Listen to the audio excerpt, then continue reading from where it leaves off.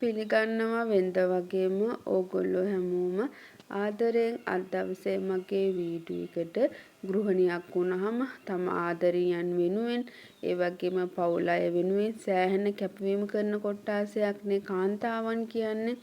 සුපුරුදු පරිදි මාත් ඉතින් උදේ නැගිටලා උදේ කෑම එක හදන්න තමයි හදන්නේ. මම කලින්ම රාබු කොළ ටික හොදලා වතුර බේරෙන්න තියලා තමයි මැල්ලුම් කපා ගන්නෙ.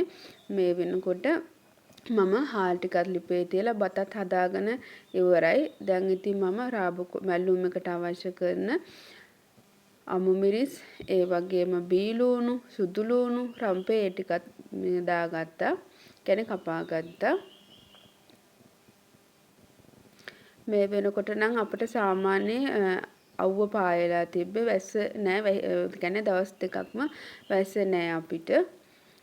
ඒ අතරේ රෙදි ටික වේල ගන්නවා ඒවත් ටිකත් කර ගන්නවා. මම අපට අවශ්‍ය ප්‍රමාණයට පරිප්පුත් අරගෙන මම 3-4 පාරක් හොඳින් හොද ගන්නවා. සමහරක් වෙලාවට නම් පරිප්පු හදනකොට 3-4 පාරක් හොදලා ලිපේ තිබ්බට පරිප්පුක තැම්බුණාට පස්සේ නිකන් අලු පාටට වගේ මේ පෙන වගේ එනවා. මම ඉතින් තැම්බුණත් ඉතින් මම ආය පරිප්පු ටික ආය හොදලා තමයි මිරිස් 3-5 දාලා ලිපේ තියන්නේ.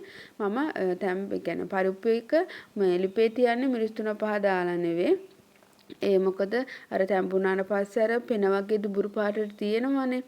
ඒ නිසා ඒ ටික මම තැම්බුණාට පස්සේ ආය හොදලා ගන්න නිසා මිරිස් 3-5 දාන්නේ නැහැ. මං ඉතින් පරිප්පු එකත් 3-4 පාරක් හොදගෙන ලිපේ තියා ගන්නවා. මම මැල්ලුමට ඒ වගේම පරිප්පු එකට අවශ්‍ය ප්‍රමාණයට පොළුත් ගා ගන්නවා. මේ වෙනකොට නම් අපිට හොඳටම අවුව තිබ්බා. ඔය ගොඩ දවසකට පස්සේ තමයි අවුව තිබ්බේ. හරි එන්නකො මම මැල්ලුම් හදන්නේ කොහොමද කියලා බලන්න. මැල්ලුම් වර්ග හදනවා නම් මම පොල් ටික නිකන් මේ මැල්ලුමට කවලම් කරලා ගන්නෙ නෑ.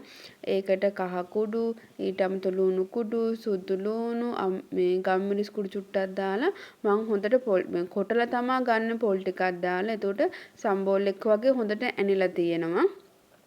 නැතුව නිකන් පොල් ටික කවලම් කරලා මේ ගන්නකොට නිකන් වේල්ලා වගේ නිසා මම මුකුණු යන මැල්ලුම් ඊට අමතරව රාබු කොළ මැල්ලුම් ගෝව කොළ මැල්ලුම් ඒ වගේ හදනකොට මම මේවයි කොටලා තමා ගන්න. එතකොට ගොඩක් රසයි. අර වේලිච්ච ගතිය නෑ. මේක නිකන් තෙතමනේ වගේ ටිකක් හොඳට මේ රසට තියෙනවා.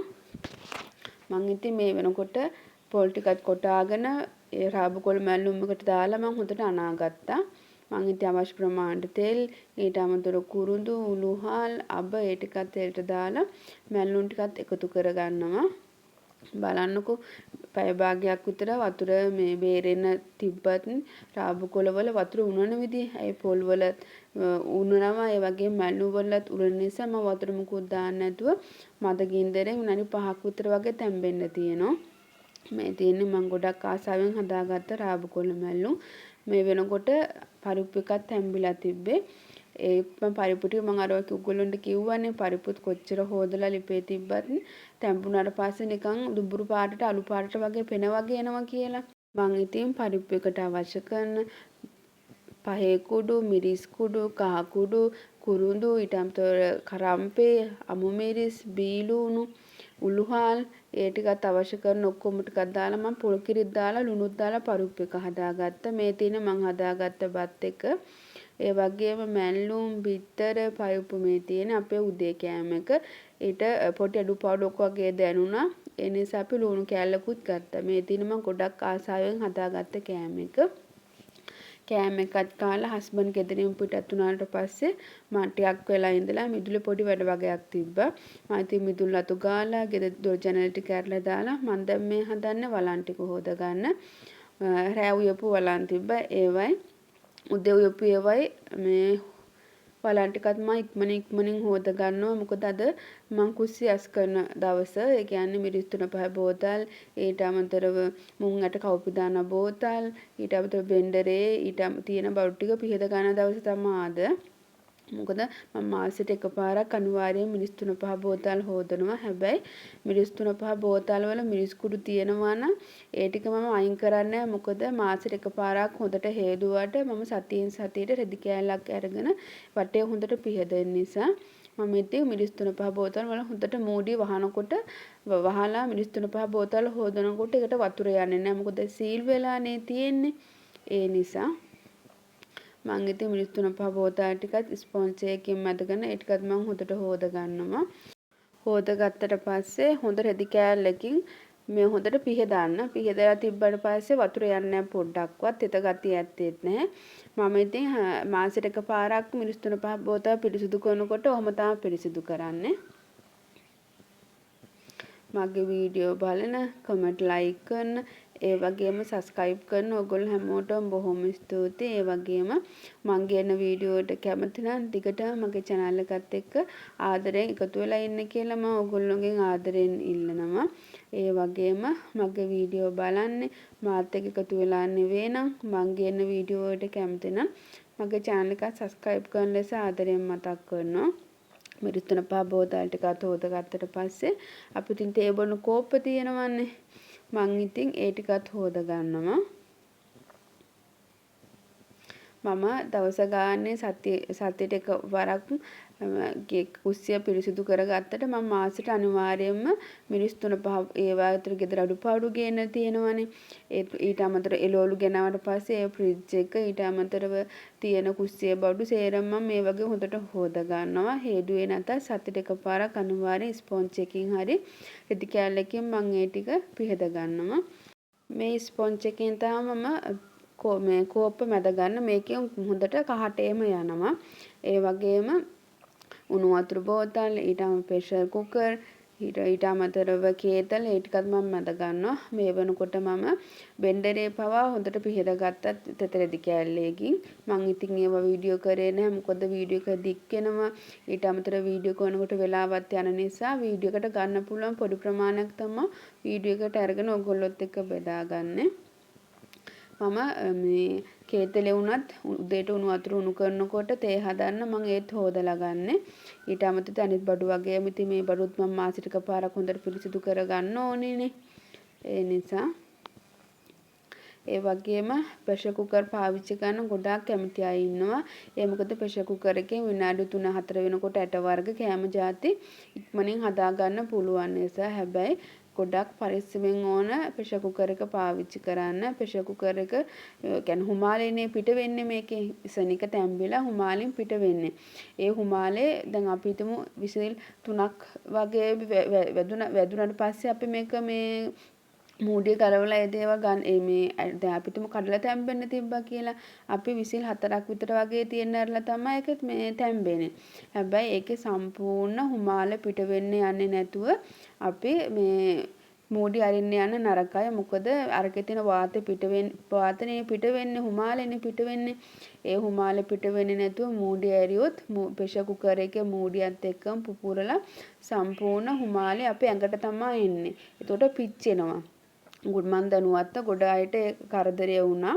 මගේ යාළුවෙකුගේ යාළුවෙකුත් මේ නැති වුණා පිච්චිලා ඔය ප්‍රෙෂර් කුකර් එක හින්දා. ඒ නිසා ගොඩාක් පරිස්සමෙන් තමයි ප්‍රෙෂර් කුකර් එක පාවිච්චි කරන්න ඕනේ. මම ඉරුඟු රටකජෝ කඩල කවුපි ඒ වගේ තැම්බෙන්න පුළුවන් දේවල් අරගෙන තමයි මම මේ ප්‍රෙෂර් කුකර් එක පාවිච්චි කරන්නේ.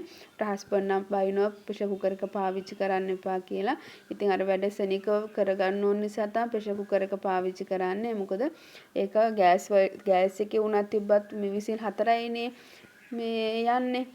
දැන් බඩිරුඟු වගේ දේවල් මේ තැම්බෙන්න තියෙනවා නම් ගොඩක් වෙලා යනවනේ. ඒ වැඩ ටිකත් ඉවර කරලා බැම්මත් පිහදන ඒ ටිකත් ඉවර කරලා ඒ වගේම ගෑස් ලිපත් මම පිහද ගත්තා. බලන්නකෝ මේ දවස ගානේ ගෑස් ලිප වුණත් මේ රෙදි කෑල්ලකින් පිහදුවට මේ වගේ තියෙන තෙල් ඒ නිසා මම ඉතින් බ්‍රෂ් එකකින් තමයි මේ ටික මැදගන්නේ. ඉස්සෙල්ලාම නිකම්මම මැදලා ඊට පස්සේ විම් දාලා ස්පොන්ජ් එකකින් මම ආයෙ මදිනවා. මේ ස්පොන්ජ් එක මම වලං හොදන ස්පොන්ජ් එක තමයි මම ගත්තේ මේකටත්. ඔයගොල්ලන්ට කියන්න කොච්චර අපි කෑම උයලේ උරුණාට පස්සේ ගෑස් ලිප පිහදනවානේ. ඒ පිහිටුවත් මේ වෙලාවට මම දැන් උදේත් මේ උයලා පිහිටවුවා. ඒ වුණාට තාමත් ඒ වගේ තෙල් ගතිය තියෙනවා. අර මදින වෙලාවට උනත් අතේ අර තෙල් ගතිය වගේ නිකන් අර ඇලෙන ගතියක් වගේ තියෙනවා. මං ඉතින් මේ වෙලාවේ ස්පොන්ජ් එකට විම් චුට්ටක් දාලා ගෑස් ලිපත් මම හොඳට පිහද ගන්නවා. දැන් නම් ඉතින් පොසොන් මාසෙත් එනවා නේද? සමහරක් පැතිවල නම් පොසොන් එකටත් වෙසක් කූඩු හදනවා. අම්පාර පැතිවල වෙසක් එකට පොසොන් එකට වෙසක් කූඩු හදනවා. හැබැයි මාතර නම් වෙසක් එකට විතරයි වෙසක් කූඩු මේ හදන්නේ. ඒ වගේම දන්සලුත් තියෙනවා.